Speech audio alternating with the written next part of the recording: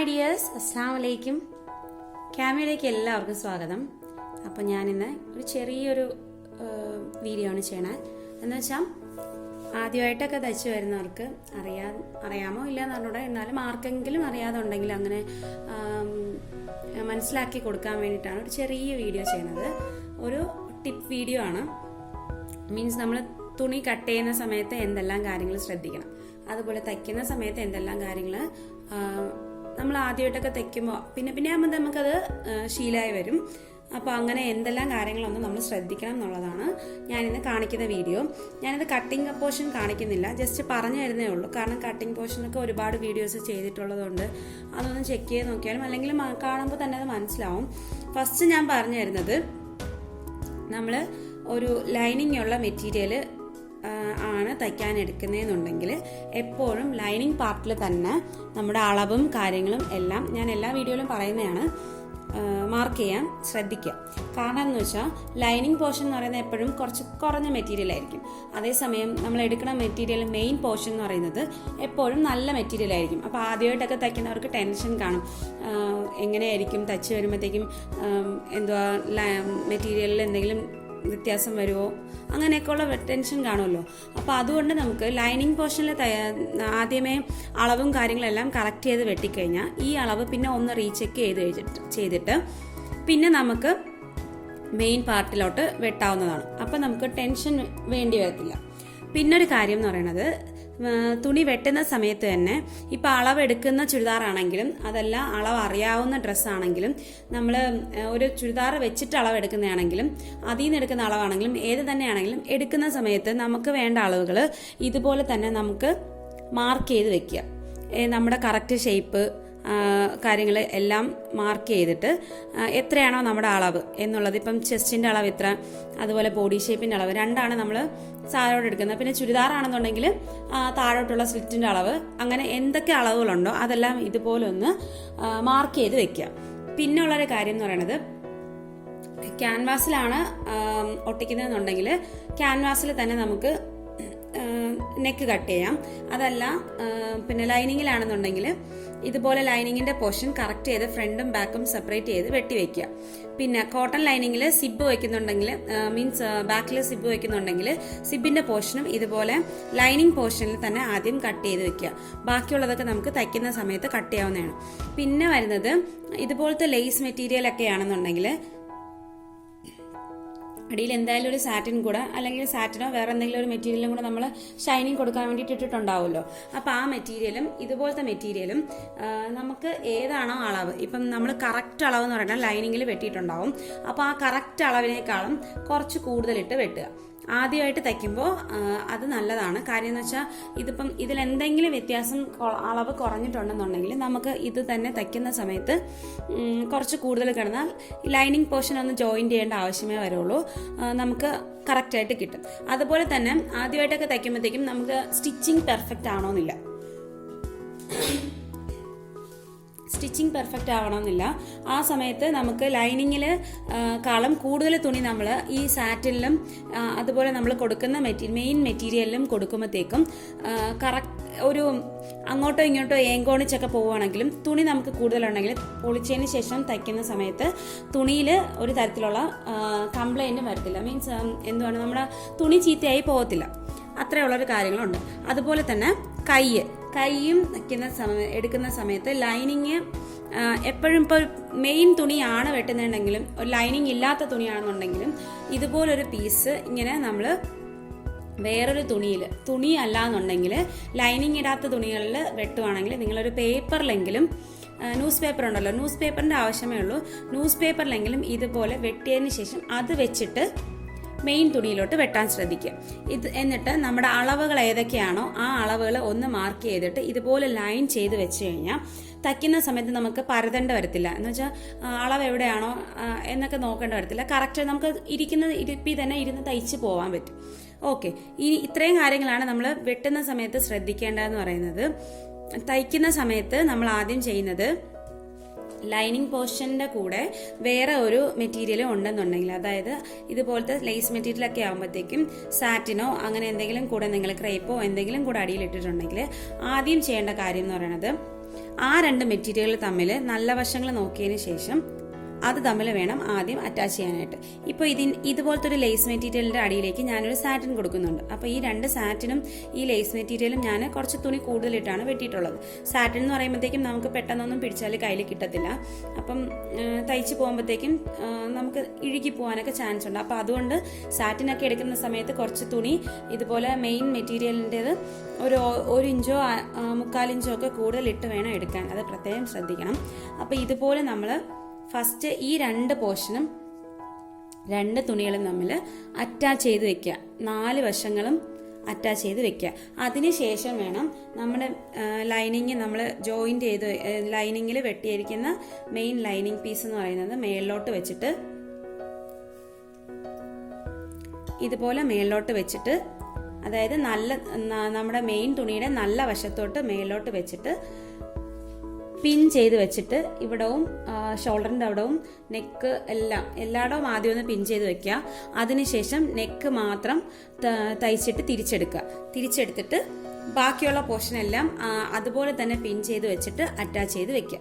അങ്ങനെയാണ് നമ്മൾ സാധാരണയായിട്ട് ചുരിദാർ തയ്ക്കുമ്പോഴാണെങ്കിലും ലൈനിങ് ഇട്ട ഏത് ഡ്രസ്സ് തയ്ക്കുമ്പോഴും ചെയ്യുന്നത്. പിന്നെ ഉള്ള കാര്യം എന്ന് പറയുന്നത്, ഇനി നമുക്ക് സ്റ്റിച്ച് ചെയ്യുമ്പോൾ നോക്കാം എന്തൊക്കെയാണോ ഉള്ളതെന്ന്. സ്റ്റിച്ച് ചെയ്യുമ്പോൾ ഞാൻ ഇത് തന്നെ ഒന്നുകൂടെ കാണിച്ചു തരാം. ഇത് ബേസിക് ഒരു മെത്തേഡാണ്. മീൻസ് തയ്ച്ച് പഠിക്കുന്നവർക്ക് മനസ്സിലാവാൻ വേണ്ടിയിട്ടാണ്. തയ്യൽ അറിയാവുന്നവർക്ക് നന്നായിട്ട് ഇപ്പോൾ കണ്ടു കഴിഞ്ഞപ്പോൾ മനസ്സിലായി കാണും. അവരെല്ലാം ചെയ്യുന്ന മെത്തേഡായിരിക്കും. പക്ഷെ നമ്മൾ ആദ്യമായിട്ടൊക്കെ തയ്ക്കുന്നവർക്ക് ചിലപ്പം ഇങ്ങനെ ആയിരിക്കും നമ്മൾ തയ്ക്കേണ്ടത് എന്നൊന്നും അറിയത്തില്ലല്ലോ.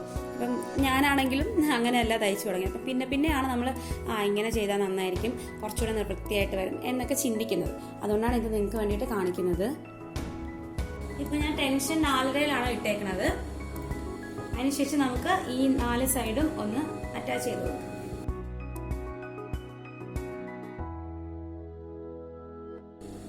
കണ്ടില്ലേ, ഇതാണ് 4-നും 5-നും ഇടയ്ക്കുള്ള സ്റ്റിച്ച് എന്ന് പറയുന്നത്. നല്ല വലുതാണ്. 5-ലിട്ട കുറച്ചും കൂടെ ഇത്തിരി കൂടെ വലുതാവും. അത് നിങ്ങളുടെ ഇഷ്ടം പോലെ ചെയ്യാം. കോട്ടൺ തുണിക്കൊക്കെ ആണെങ്കിൽ 5 ഇട്ടാൽ നമുക്ക് പ്രശ്നമില്ല.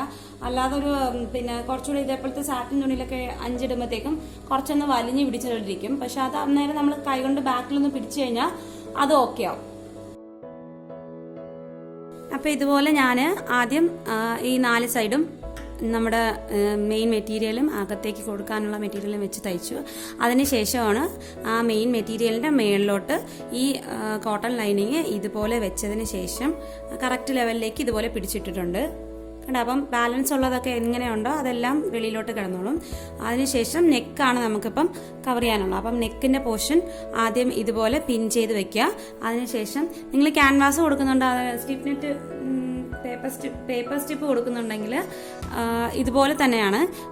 ഫസ്റ്റ് ആ മെയിൻ മെറ്റീരിയലിൻ്റെ പുറത്തേക്ക് വെക്കുക. അതിനുശേഷം ഇതുപോലെ നമ്മൾ നെക്ക് മാത്രം ആദ്യം ഒന്ന് സ്റ്റിച്ച് ചെയ്തെടുക്കും. അതിനുശേഷം കവർ ചെയ്ത് അതിൽ നിന്ന് കട്ട് ചെയ്ത് മാറ്റിയിട്ട് തിരിച്ചെടുക്കും.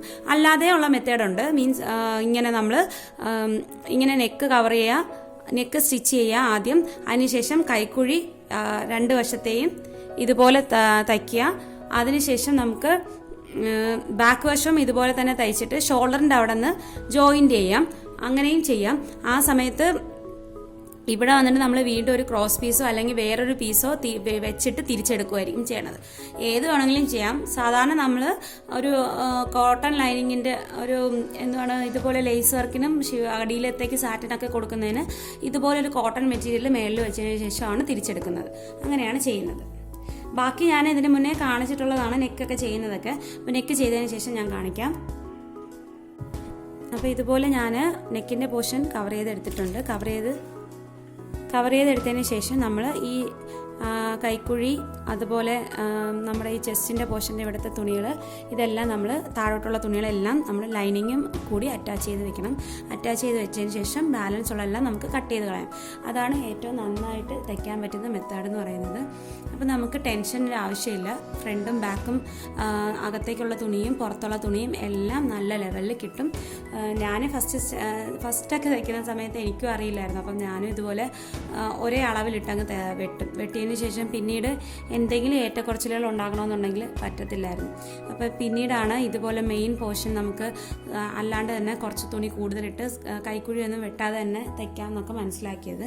അതിനുശേഷം ഞാൻ എപ്പോഴും ഇങ്ങനെ തന്നെയാണ് തയ്ക്കുന്നത്. അപ്പം നമുക്ക് തയ്ക്കാനും എളുപ്പമാണ്, വെട്ടാനും എളുപ്പം തന്നെയാണ്.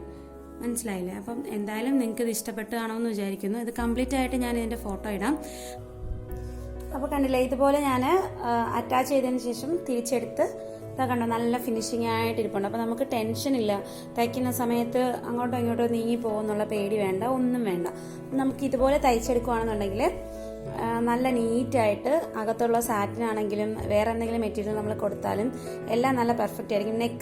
നെക്കാണെങ്കിലും കൈക്കുഴി ഉണ്ടല്ലേ, ഇതുപോലെ നമ്മൾ ആദ്യമേ ഒന്ന് അറ്റാച്ച് ചെയ്ത് വെച്ച് കഴിഞ്ഞാൽ തുണികൾ തമ്മിൽ നീങ്ങിപ്പോവില്ല. അതുപോലെ തന്നെയാണ് കൈയുടെ കാര്യവും. കൈ നമ്മൾ ഫസ്റ്റും ഇതേപോലെ തന്നെ ലൈനിങ് പോർഷനായിട്ട് ഇത് തിരിച്ചെടുക്കേണ്ട ആവശ്യമില്ല, പകരം അതിൻ്റെ കൂടെ തന്നെ ജോയിൻ ചെയ്ത് വെച്ചാൽ മതി. അതേസമയം നമ്മൾ ഇതുപോലെ ഇങ്ങനത്തെ ലേസ് മെറ്റീരിയലിന് താഴെ പോർഷനിൽ ഇതുപോലെ വർക്കുള്ള ലേസ് മെറ്റീരിയലൊക്കെ നമ്മളിപ്പോൾ കൈയുടെ ഭാഗത്ത് ഇങ്ങനെ ചിലതിൽ വർക്ക് കാണുമല്ലോ, അപ്പോൾ അതുപോലെ ഉള്ളതിൽ വെക്കുകയാണെന്നുണ്ടെങ്കിൽ ഇത് കട്ട് ചെയ്ത് വേറെ വെക്കാതെ തന്നെ നമുക്ക് ലൈനിങ്ങും സാറ്റിനും ഇപ്പോൾ അതിനടിയിലത്തേക്ക് വെക്കുന്ന സാറ്റിനും തമ്മിൽ ആദ്യമേ ഒന്ന് തിരിച്ചെടുക്കുക. ഇപ്പം ഞാൻ അതാണ് ആദ്യം ചെയ്യണത്. അല്ലാത്തതാണെന്നുണ്ടെങ്കിൽ നമുക്ക് ചുമ്മാ അറ്റാച്ച് ചെയ്ത് വെച്ചാൽ മതി.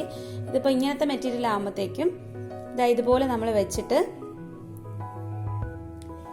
ആദ്യം ഒന്ന് താഴത്തെ പോർഷൻ മാത്രം ഒന്ന് ഇങ്ങനെ സ്റ്റിച്ച് ചെയ്തിട്ട് ലൈനിങ് പോർഷൻ തിരിച്ചെടുക്കുക. അപ്പോൾ ഈ താഴത്തെ പോർഷൻ നമുക്ക് കവറായി കിട്ടും. പിന്നെ ഇതിനെ മേളിലേക്ക് അപ്പോൾ ഇത് താഴത്തെ പോർഷൻ കവർ ചെയ്ത് ഇങ്ങനെ വന്നു കഴിയുമ്പോഴത്തേക്കും സാറ്റിൻ കറക്റ്റ് അളവിൽ കിട്ടും.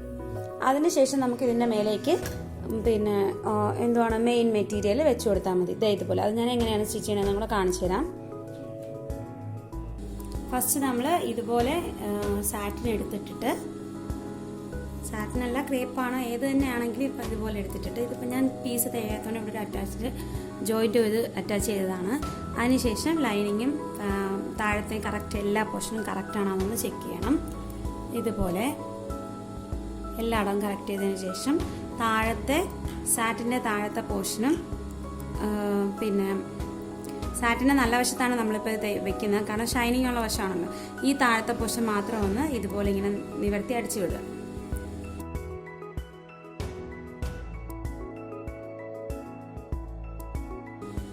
എന്നിട്ട് നമുക്ക് ഇതുപോലെ ഇങ്ങനെ തിരിച്ചെടുത്തിട്ട്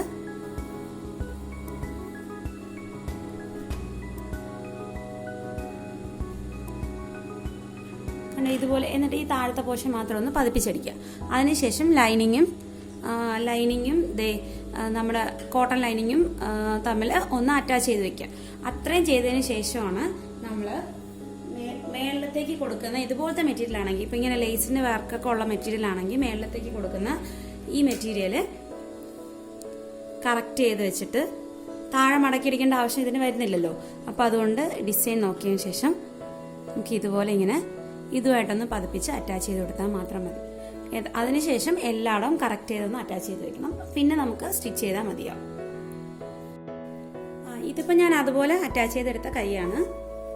താഴത്തെ പോർഷൻ എന്നിട്ട് ഈ ലേസിൻ്റെ അവിടെ വരുന്ന പോലെ അവിടെ ഒന്ന് പതിപ്പിച്ചടിച്ചു. പിന്നെ ബാക്കിയെല്ലാം കണ്ടോ ഇതുപോലെ അറ്റാച്ച് ചെയ്ത് ലെവൽ ചെയ്തു. അതിനുശേഷം സ്റ്റിച്ച് ചെയ്യുമ്പോഴത്തേക്കും നമുക്ക് ടെൻഷൻ വേണ്ട. അതുപോലെ അകത്തുള്ള തുണികൾ തമ്മിൽ വിട്ടു പോകത്തില്ല. ഇതുപോലെ നമുക്ക് പെട്ടെന്ന് സ്റ്റിച്ച് ചെയ്തെടുക്കാൻ പറ്റും വളരെ എളുപ്പത്തിൽ. മനസ്സിലായില്ലേ? അപ്പം എന്തായാലും നിങ്ങൾക്ക് ഇത് ഇഷ്ടപ്പെട്ട് കാണുമെന്ന് വിചാരിക്കുന്നു. ഇത് കംപ്ലീറ്റ് ആയിട്ട് ഞാൻ ഇതിൻ്റെ ഫോട്ടോ ഇടാം. എന്തായാലും നിങ്ങളിത് വീഡിയോ കാണുക. ഇഷ്ടപ്പെട്ടെങ്കിൽ ലൈക്ക് ചെയ്യുക, ഷെയർ ചെയ്യുക, സബ്സ്ക്രൈബ് ചെയ്യുക. പിന്നെ സബ്സ്ക്രൈബ് ചെയ്യുന്ന സമയത്ത് ഓൾ എന്ന നോട്ടിഫിക്കേഷൻ വേണം കൊടുക്കാനായിട്ട്, പ്രത്യേകം ശ്രദ്ധിക്കുക. അപ്പോൾ എല്ലാവർക്കും നല്ലൊരു ദിവസം ആശംസിക്കുന്നു. ഇൻഷാ അല്ലാഹ് നമുക്ക് വേറൊരു വീഡിയോയിൽ കാണാം. Thank you.